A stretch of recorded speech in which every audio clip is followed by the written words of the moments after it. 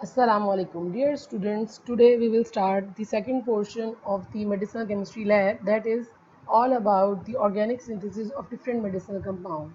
The first thing that you should know, what is organic synthesis? Organic synthesis is basically the process of making new substances or duplicated natural products by combining substances is known as synthesis.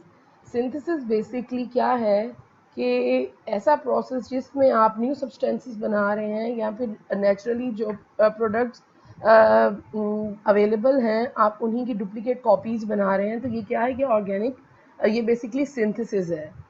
और अगर आप organic compounds की synthesis कर रहे हैं तो that is known as organic synthesis. अगर हम इंडस्ट्रियल लेवल पे बात करें सिंथेसिस की, तो डिफरेंट हाइड्रोकार्बन्स और join together to make different types of plastic.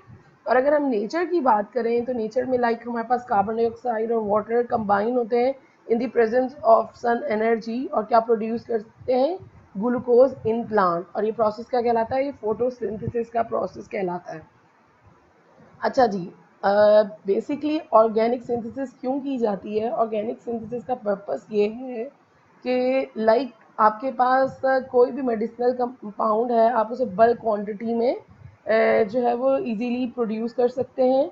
और इसके अलावा जो है आप लाइक हमारे पास कोई नेचुरली कोई कंपाउंड ऐसा है कि जिसकी कोई मेडिसिनल इम्पोर्टेंस है, और नेचर से जो कंपाउंड्स आप एक्सट्रैक्ट आउट करते हैं वो बहुत ही लेंदी, लेबोरियस और टाइम कंज्यूमिंग प्रोसेस होता है। तो आप क्या कर सकते हैं, उसी प्रोडक्ट को केमिकली सिंथेसाइज कर सकते हैं अपनी लैब में। बेसिकली ऑर्गेनिक सिंथेसिस का पर्पस क्या है कि you have to make new safe and effective drug molecule. ये इसकी इम्पोर्टेंस है इन मेडिसिनल केमिस्ट्री। अच्छा, और अब अगर हम बात करें ऑर्गेनिक रिएक्शंस की, कि कौन कौन से ऑर्गेनिक रिएक्शंस हैं जो कि इन्वॉल्व होते हैं ऑर्गेनिक सिंथेसिस में। अच्छा जी, सबसे पहले आपको ये जानना बहुत ज़रूरी है कि फ़िज़िकल चेंजेस क्या होते हैं और केमिकल चेंजेस क्या होते हैं, और फिज़िकल रिएक्शंस और केमिकल रिएक्शंस में डिफरेंस क्या है।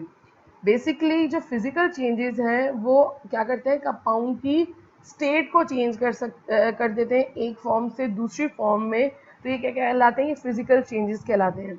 लाइक चेंज ऑफ स्टेट हो गई, जो कि जिसमें इन्वॉल्व है melting, freezing, evaporating, condensing, sublimation. और अगर हम चेंजेस बात करें मिक्सचर में चेंजेस की, तो इसमें हमारे पास है डिज़ोल्विंग, क्रिस्टलाइजिंग, फिल्टरिंग, सॉर्टिंग, मिक्सिंग। और अगर हम शेप की बात करें कि अगर कौन से फिज़िकल चेंजेस हैं जो कि शेप चेंज कर देते हैं किसी भी कंपाउंड की, वो क्या है, टीयरिंग, स्ट्रेचिंग, कंप्रेसिंग, एक्सपेंडिंग। अच्छा, now come to the chemical reaction. Chemical reactions are basically involve the chemical changes. इसमें क्या है, the starting substance in a chemical reactions are reactant, while the ending substance क्या है आपके पास, product.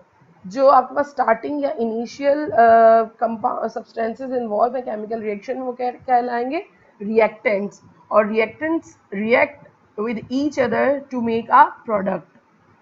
अच्छा जी, if we talk about the chemical changes, like formation of precipitate जो है उसकी अगर हम बात करें, यहाँ पे मैंने डिफरेंट एग्जांपल्स दिए हैं कि फॉर्मेशन ऑफ प्रेसिपिटेट जो है वो केमिकल चेंज भी है उसमें और फिजिकल चेंज भी है। फिजिकल चेंज क्या है, the cooling of a super concentrated solution. ये क्या इसमें अगर प्रेसिपिटेट बनते हैं तो ये फिजिकल चेंज है। अगर आप उसे ठंडा कर रहे हैं तो इसमें कोई केमिकल रिएक्शन तो इन्वॉल्व नहीं है, बस क्या कर रहे हैं आप, उसकी एक स्टेट चेंज कर रहे हैं।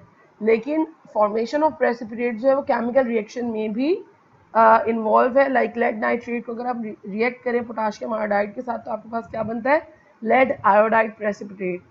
If we talk about the smoke, smoke में केमिकल चेंज कौन सा इन्वॉल्व है, बर्निंग पेपर। और अगर हम फ्लेम में की बात करें तो फ्लेम में भी हमारे पास क्या, बर्निंग पेपर है।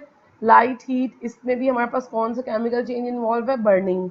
अच्छा, चेंज इन कलर, अगर हम केमिकल रिएक्शन की बात करें तो शुगर डिकम्पोज होके क्या बना लेती है, black carbon and water vapour. तो ये क्या है, ये केमिकल चेंज है।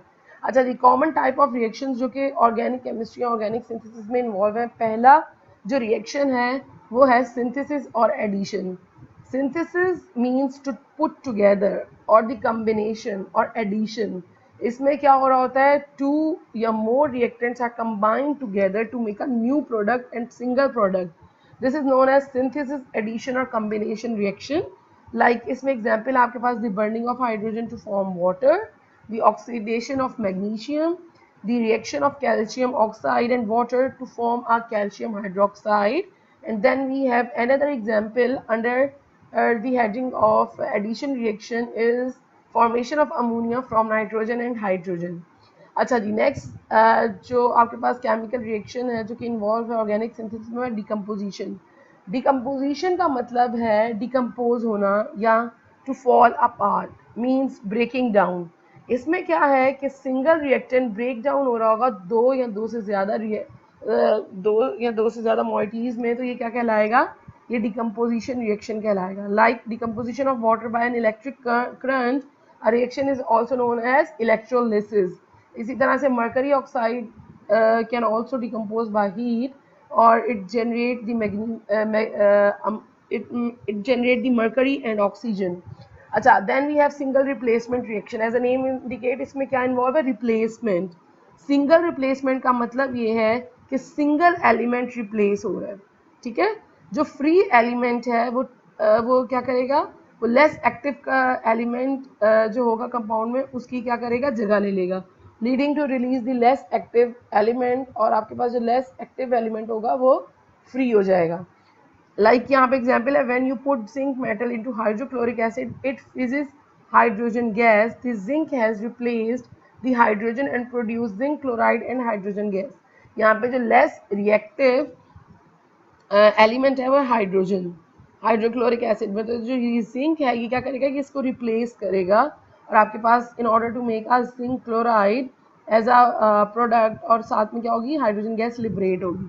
उसके बाद double replacement. Double replacement as a name indicate कि डबल रिप्लेसमेंट हो रहा है एलिमेंट का. इसमें क्या होगा कि कैटाइन, जो फर्स्ट कंपाउंड है उसका कैटाइन जो है वो अदर कंपाउंड की कैटाइन की जगह पे ले लेगा और जो एनाइन है वो एनाइन से रिप्लेस हो जाएगा.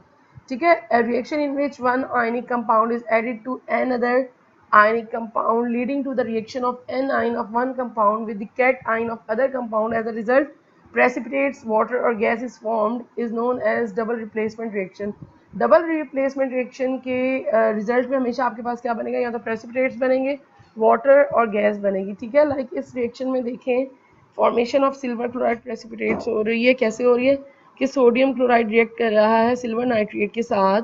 अब ये जो सिल्वर है इसने की जो कैटाइन है ये इसके सोडियम क्लोराइड के एनाइन के साथ रिएक्ट करेगा और ये जो सोडियम है ये इसके एनाइन के साथ रिएक्ट करेगा और leading to form a sodium nitrate and silver chloride as a precipitates. Next we have oxidation reaction. Oxidation, as you know that the addition of oxygen is the oxidation or the removal of hydrogen is also known as oxidation, and the addition of oxygen is also known as oxidation. Like यहाँ पे देखें आप burning of methane to make carbon dioxide and water, ये क्या है आपके पास, oxidation reaction. अच्छा, जो ऑर्गेनिक रिएक्शन में मैकेनिज्म इन्वॉल्व होता है वो बेसिकली बॉन्ड ब्रेकिंग और बॉन्ड मेकिंग का रिएक्शन होता है. और इसके अलावा पोलर रिएक्शन भी इन्वॉल्व है. पोलर में हमारे पास न्यूक्लियोफाइल्स और इलेक्ट्रोफाइल्स इन्वॉल्व होते हैं और इलेक्ट्रोफिलिक एंड न्यूक्लियोफिलिक रिएक्शंस होते हैं. Nucleophiles are basically the electron-rich moieties. They are mostly the electronegative compounds, or they have tendency to donate lone pair of electron. That's why they are known as Lewis bases. Or electrophiles are the electron poor moieties. They accept the electron pair. That's why these are known, electrophiles are known as Lewis acid. अच्छा जी, उसके बाद chemical reactions में दो तरह की theories involve है. एक collision theory है और एक ट्रांजिशन स्टेट थ्योरी है. कॉलिजन थ्योरी ये कहती है कि after when reactants combine together they collide with each other और in order to make a product. और अगर रिएक्टेंट्स के दरमियान में कॉलिजन नहीं होगा तो आपके पास इफेक्टिव प्रोडक्ट फॉर्म नहीं होगी. और according to this theory the reactant must have a minimum energy needed to readjust outer electron in breaking bond and formation of new ones. According to this theory के reactants में इतनी minimum energy होनी चाहिए कि कि जिसकी वजह से क्या हो सके, वो इफेक्टिवली कोलाइड कर सकें एक दूसरे के साथ, और जिसके थ्रू क्या हो, बॉन्ड ब्रेकिंग हो और फॉर्मेशन ऑफ न्यू बॉन्ड हो सके। अच्छा, सेकंड पॉइंट ये है कि reactant must have proper orientation toward another in order to make a effective collision and that leads to a product। क्या है कि आपके पास जो रिएक्टेंट्स हैं वो क्या होंगे, उनकी प्रॉपर ओरिएंटेशन होनी चाहिए toward each other in order to get the effective collision, और जितना इफेक्टिव कॉलिजन होगा उतनी ही आपके पास जो है वो इफेक्टिव प्रोडक्ट फॉर्म होगी। अच्छा जी, next we have transition state theory. As you know that transition state is highly reactive, unstable and short lived state. और क्या होता है कि कोई भी जब केमिकल रिएक्शन ऑनगोइंग होता है तो after before formation of the product the reactants combine together to enter into a state which is known as transition state। and अगर हम बात करें, chemical reaction comprise either the making और breaking of chemical bond, the energy related with chemical bond making और breaking is the form of potential energy। Reactants occur by change in potential energy, or in a chemical reaction some bonds are formed and some are broken। It is possible only in case if the molecule collide with such amount of kinetic energy।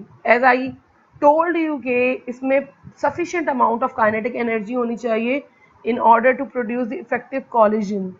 Transition state theory के according the reactant must pass through a short-lived high energy intermediate state which is known as transition state which is present before the products are formed। अच्छा जी, यहाँ पे देखें इस example में ये हमारे पास reactant है, ये हमारे पास ट्रांजिशन स्टेट है, और ट्रांजिशन स्टेट के बाद जो है वो जो रिएक्टेंट्स है वो कन्वर्ट किस में, प्रोडक्ट में।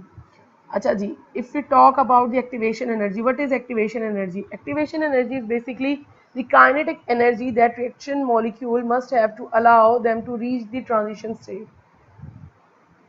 ऐसी काइनेटिक एनर्जी जो कि क्या करेगी, रिएक्शन जो रिएक्टिंग मॉलिक्यूल्स हैं उनको कहाँ, क्या जो ट्रांजिशन स्टेट तक पहुंचने के लिए जो एनर्जी रिक्वायर्ड है वो क्या होगी, वो एक्टिवेशन एनर्जी होगी। ठीक है। अच्छा जी, हमारे पास जो एक्टिवेशन एनर्जी है वो बेसिकली दो तरह के रिएक्शंस हो सकते हैं उसके अंदर, that may be exothermic reaction और that may be endothermic reaction. As you know, exothermic reaction में एनर्जी इवॉल्व हो रही होती है और एंडोथर्मिक रिएक्शन में एनर्जी एब्जॉर्ब हो रही होती है।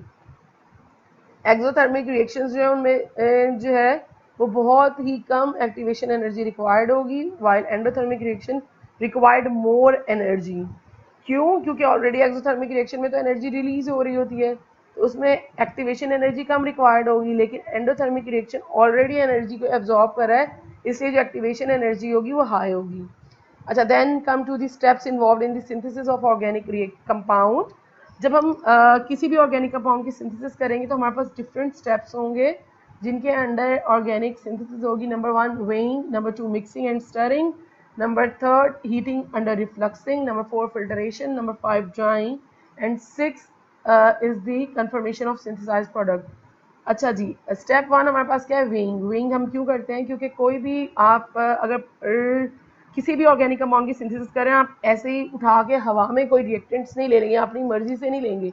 आप क्या करेंगे, you have to take the proper amount of that reactant that involve in the synthesis of the organic compound. और आप वेइंग किसके थ्रू करेंगे? फिजिकल बैलेंस के थ्रू। और बैलेंस कैसा होना चाहिए? Should be properly calibrated prior to weigh. अच्छा जी, next we have mixing and stirring. Mixing and stirring जो की जाती है जनरली वो की जाती है थ्रू मैग्नेटिक स्टरर, जिसमें क्या प्रेजेंट होता है, with the magnetic bead in order to dissolve reactants into the solvent. Mixing और स्टरिंग का जो मेन पर्पस है वो ये है, एक तो आप उसको क्या कर रहे हैं, आप एक स्टिमुलाई प्रोवाइड कर रहे हैं जिसके थ्रू क्या हो रहा है, कोलिजन हो रहा है। और इसके अलावा क्या हो रहा है कि जो रिएक्टेंट्स हैं उनको आप डिसॉल्व करते हैं सॉल्वेंट में, किसके थ्रू? मिक्सिंग और स्टरिंग के थ्रू। अच्छा जी, next we have heating under refluxing. Actually, sometime it is required to heat the reaction mixture for a long time period। तो आप उसके लिए क्या करते हैं, हीटिंग अंडर रिफ्लक्स करते हैं। रिफ्लक्सिंग का फ़ायदा ये है कि हमारे पास क्लोज इन्वायरमेंट है, आपने एक दफ़ा जो है वो अपनी जो केमिकल रिएक्शन है उसे आपने रिफ्लक्स पे रखा, तो अगर आप लॉन्ग टाइम पीरियड के लिए उसे अनअटेंडेड छोड़ते हैं तो भी क्या होगा कि वो इजीली प्रोडक्ट सिंथेसाइज होगी, आपको आपके रिएक्शन को कोई भी नुकसान नहीं होगा। क्यों?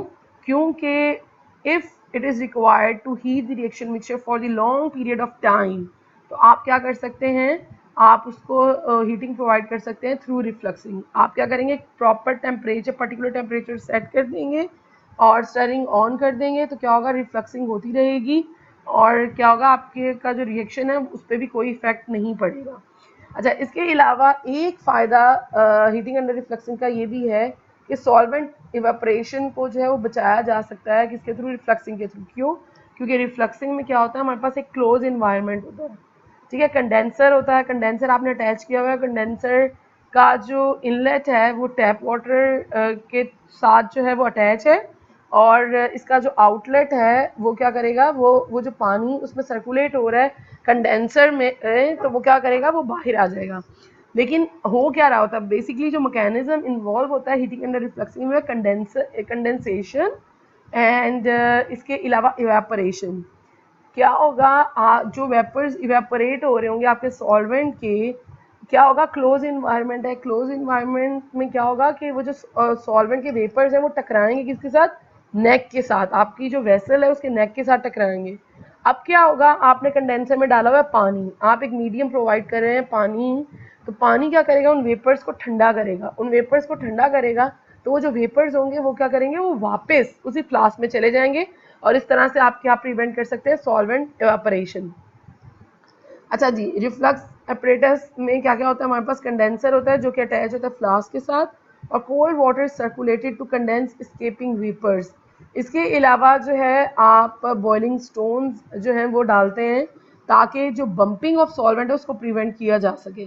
अच्छा जी, उसके बाद जो है हमारे पास, और ताकि फ्लास्क जो है वो बर्स्ट होने के चांसेस कम से कम हो, क्योंकि क्या होगा, जितनी बम्पिंग ज़्यादा होगी सॉल्वेंट की, तो क्या होगा कि आपका जो फ्लास्क है उस पर ब्रेक होने के चांसेस होंगे।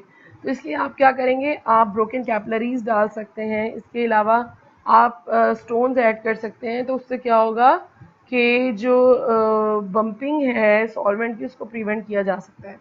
अच्छा, आप रिफ्लक्स को सेट कैसे करते हैं, सबसे पहले आप क्या करेंगे, क्लैम्प करेंगे फ्लास्क को अबव द हीट सोर्स, उसके बाद आप क्या करेंगे, insert reflux condenser, clap it in a place and attach rubber tubing.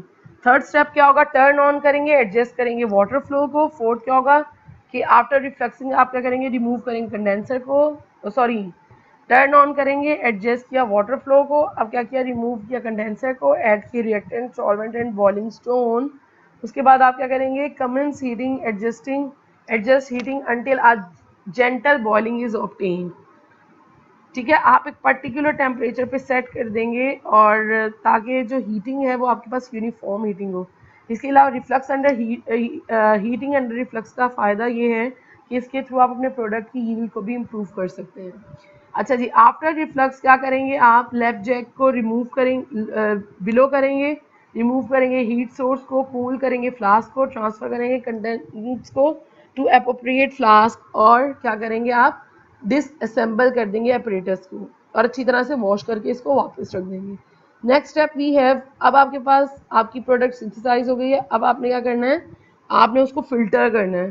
Filtration के बेसिकली दो मेन पर्पस हैं। नंबर वन तो ये है कि इसके थ्रू आप इम्प्योरिटीज़ को रिमूव कर सकते हैं, और नंबर टू क्या है, आप अपनी डिज़ायर्ड प्रोडक्ट को फ़िल्टर आउट कर सकते हैं। आपके पास दो तरह की फ़िल्टरेशन है, ग्रेविटी फ़िल्टरेशन है और वैक्यूम फ़िल्टरेशन है। Gravity filtration is carried out under the influence of gravity, or in order to make effective gravity filtration you have to take or adopt 4 measures in order to prevent the clogging of the filter paper। वो क्या है, पहली चीज़ ये है कि आप कोशिश करें कि जिस सोल्यूशन को आप फिल्टर आउट कर रहे हैं तो वो क्या होनी चाहिए, नियर इट्स बॉइलिंग पॉइंट होनी चाहिए।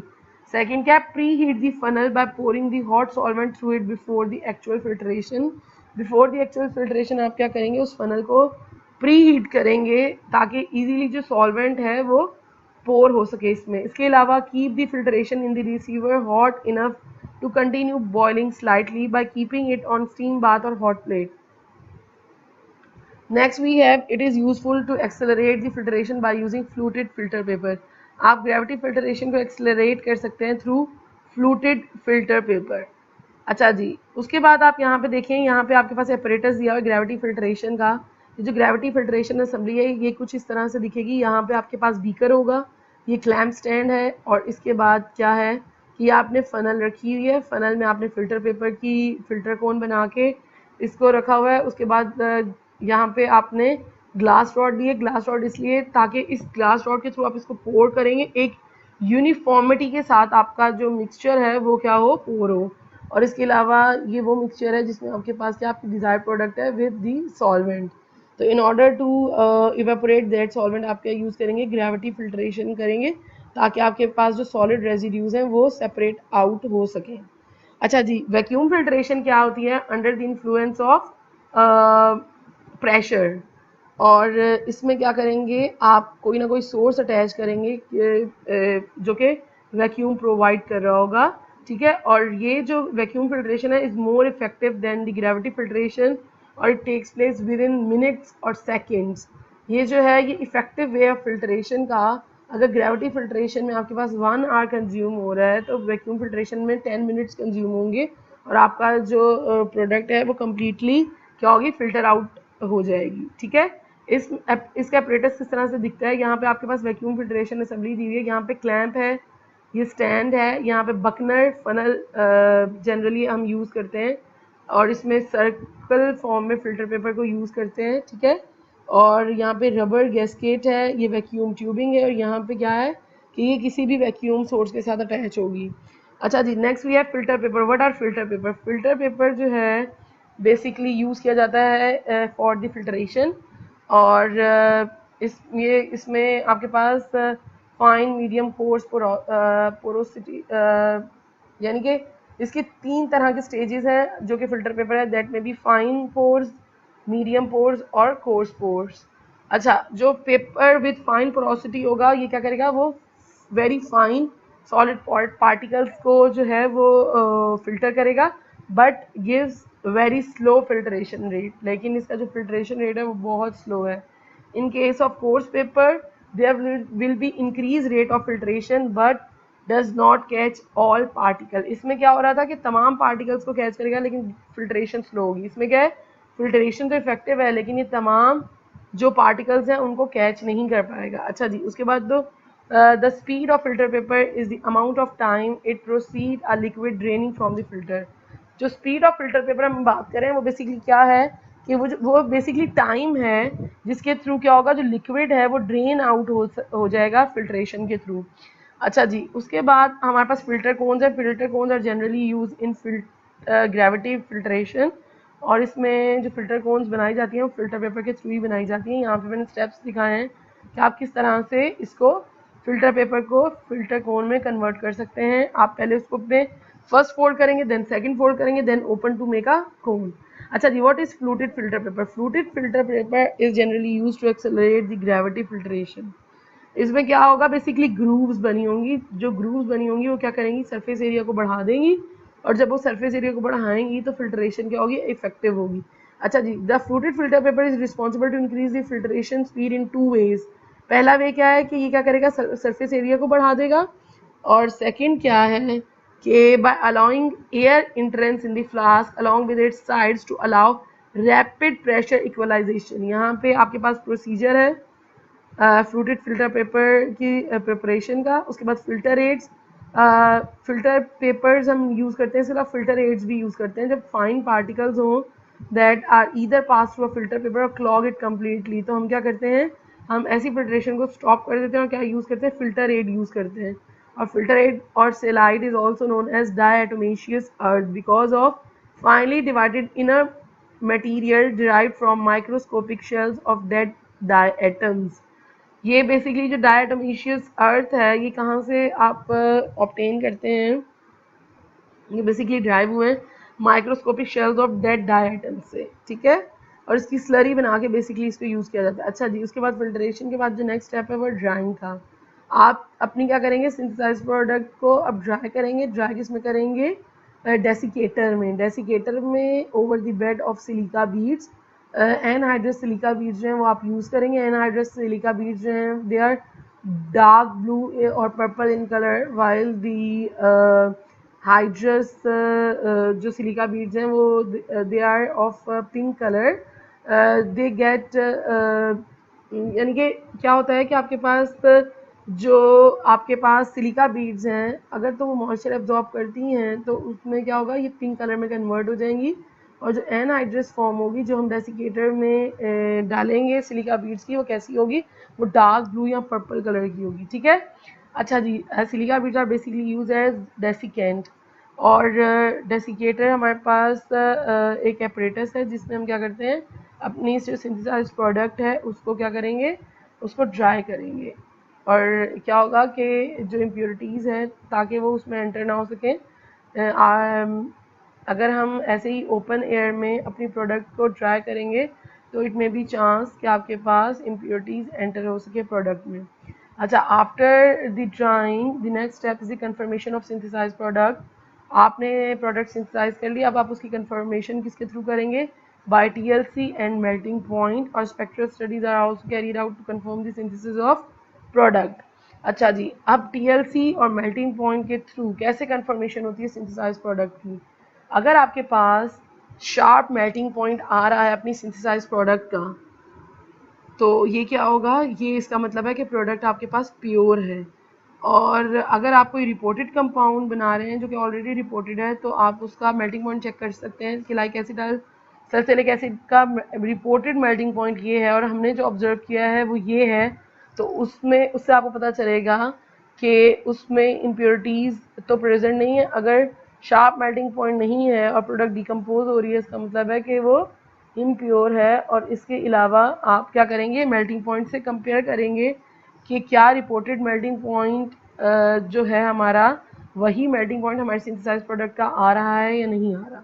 और TLC के through it is basically a separation technique, लेकिन हम इसको किसी भी कंपाउंड की, सिंथेसाइज कंपाउंड की प्योरिटी डिटरमिन करने के लिए भी यूज़ करते हैं। और स्पेक्ट्रल स्टडीज़ कौन कौन सी हैं जिनके थ्रू आप इलूसिडेट कर सकते हैं structure of synthesize compound, that में बी यूवी के थ्रू आपको क्या पता चलेगा कि आपके कंपाउंड में कॉन्जुगेटेड सिस्टम प्रेजेंट है या नहीं। एरोमेटिसिटी का पता चलेगा यूवी के थ्रू, क्योंकि एक पर्टिकुलर जो हमारे पास जो पर्टिकुलर वेवलेंथ है उस पर क्या होगा, आपकी प्रोडक्ट जो है वो एब्जॉर्बेंस शो करेगी। अच्छा जी, उसके बाद आईआर के थ्रू, जो कि as you know IR spectroscopy है, उसके थ्रू हमें फंक्शनल ग्रुप का पता चलेगा। और मास स्पेक्ट्रोस्कोपी के थ्रू जो है वो मॉलिकुलर वेट का पता चलेगा on the basis of mass to charge ratio. And after that NMR spectroscopy में आपको पता चलता है कि किस टाइप के एटम्स प्रेजेंट हैं, दैट में बी हाइड्रोजन और carbon. That's all about the introduction of the organic synthesis. In the next lecture, we will see how to perform the organic synthesis of different compounds. That's all about today's lecture. Or thank you so much for your attention.